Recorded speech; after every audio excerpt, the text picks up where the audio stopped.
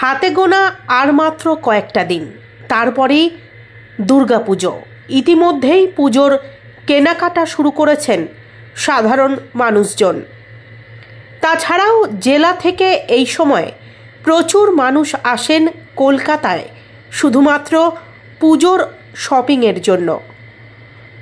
সেই কারণে এবার ব্যবস্থা করা হচ্ছে পুজো শপিং স্পেশাল বাসের, জানালেন রাজ্যের পরিবহন মন্ত্রী স্নেহাশিস চক্রবর্তী।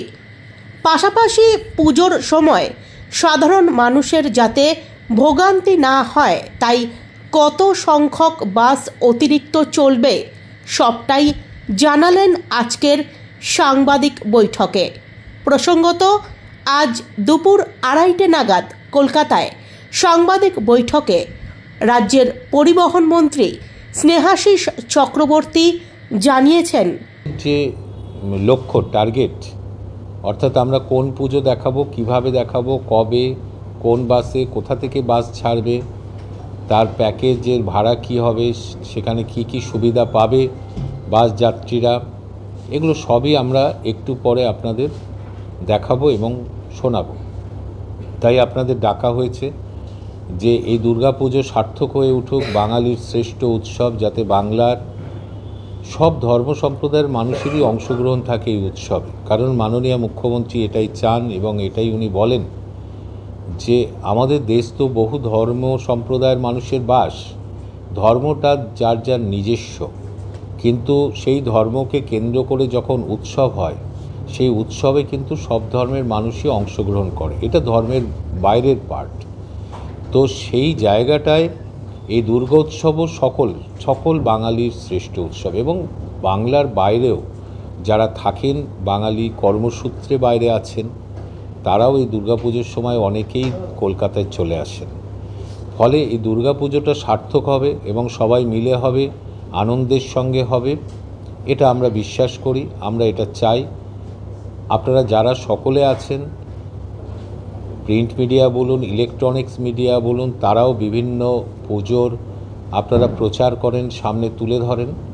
তেমনি আমাদের পরিবহন দপ্তরের WBTC দ্বারা যে পূজা পরিক্রমা, সেটাও যাতে আপনারা তুলে ধরেন, এর জন্য আপনাদের আমরা ডেকেছি। এবং এত আগে কেন করছি তার কারণ হলো যে বাসগুলিকে আমরা এটার জন্য নির্ধারিত করেছি, যে ভাড়াই করেছি, সেইগুলো অনলাইনের মাধ্যমে, অফলাইনের মাধ্যমে বুকিংয়ের ব্যাপার আছে। কারণ আমরা যেটা দিয়ে থাকি তার থেকে আমরা দেখেছি প্রতি বছরই চাহিদা অনেক বেশি থাকে। ফলে যারা আগে আবেদন করছেন প্রায় তাদের সেই অগ্রাধিকার ভিত্তিতেই সিটগুলো বুক হয়ে যায়। ওর জন্য আমরা আগে প্রচারের জন্য আপনাদের ডেকেছি যে এই বছরের পুজোয় শারদ উৎসবে WTCর নেতৃত্বে, তার তত্ত্বাবধানে পুজো পরিক্রমা 2025 আমরা করতে চলেছি। সেখানে বনেদি বাড়ির পুজোও যেমন দেখানো হবে, তেমনি কলকাতার বড় বড় যে পুজো প্যান্ডেলগুলো আছে বড় বড় ক্লাব সংগঠনের, সেগুলো দেখানোর বন্দোবস্ত থাকবে। পাশাপাশি বসিরহাটে ধান্যকুড়ি এবং কামারপুকুর জয়রামবাটিতেও মানুষকে নিয়ে যাওয়ার বাসের বন্দোবস্ত থাকবে। এগুলো সবই থাকবে, সেগুলোর ডিটেলসটা আমরা একটু পরেই বলছি। এছাড়াও আমরা যেটা করে থাকি, নতুন করেছি আপনারা জানেন কয়েক বছর, সেটা হচ্ছে পুজোর কেনাকাটার জন্য প্রচুর মানুষ কলকাতায় আসেন। বিশেষ করে যে সমস্ত নিউ মার্কেট বলুন, শ্যামবাজার বলুন, বড় বড় মলও হয়েছে এখন অনেক, তো সেই সব বাজারগুলোতে, গড়িয়াহাট, এই সব জায়গাগুলোতে শহরের তলির মানুষ, গ্রাম অঞ্চলে মানুষরা ট্রেনে করে আসেন। তাদের জন্য শিয়ালদা স্টেশন বা হাওড়া স্টেশনে পুজো স্পেশাল কিছু বাস আমাদের থাকবে। পুজো স্পেশাল বলেও শপিং স্পেশাল বাস, তাই তো? হ্যাঁ, এটা প্রত্যেক বছর দিই, এবছরও আমরা সেটা কিন্তু করব।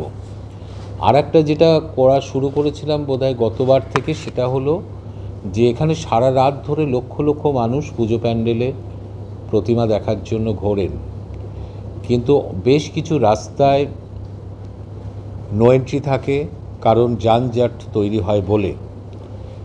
এবং সারা রাত ধরে যখন পুজো দেখার পর সকালবেলা সে তার নির্ধারিত আকাঙ্ক্ষিত রেলওয়ে স্টেশনে পৌঁছতে চায়, তখন সারা রাত ধরে ঘোরার পর যে ক্লান্তি আসে তার পক্ষে হেঁটে হেঁটে শিয়ালদা হাওড়া স্টেশনে আসা খুব দুঃসহ হয়ে ওঠে। আমরা এর জন্য গতবার থেকেই পুজোর কয়েকটা দিন আমরা নাইট সার্ভিস বাস চালু রাখছি। সারা রাত ধরেই এই বাসগুলো শিয়ালদামুখী থাকবে, বারাসাতমুখী থাকবে এবং হাওড়া স্টেশনমুখী থাকবে। আমরা সেগুলোও দেব। এই হচ্ছে আমাদের পরিকল্পনা।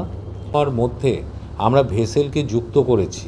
কিভাবে যুক্ত করেছি না, আমরা উত্তর কলকাতা এবং দক্ষিণ কলকাতা এই পুজোগুলোকে কানেক্ট করবে ভেসেল দ্বারা। অর্থাৎ উত্তর কলকাতার ঠাকুর দেখার পরে সে ভেসেলের মাধ্যমে সে জলপথে দক্ষিণ কলকাতা পৌঁছতে পারবে এবং সেখানে ভলভো বাস বা এসি বাস থাকবে, সেই বাসে করে সে আবার দক্ষিণ কলকাতা ঠাকুর দেখতে পাবে। ঠিক উল্টোটাও তাই, দক্ষিণ কলকাতা থেকে উত্তর কলকাতা ভেসেলের মাধ্যমে যেতে পারবে। সে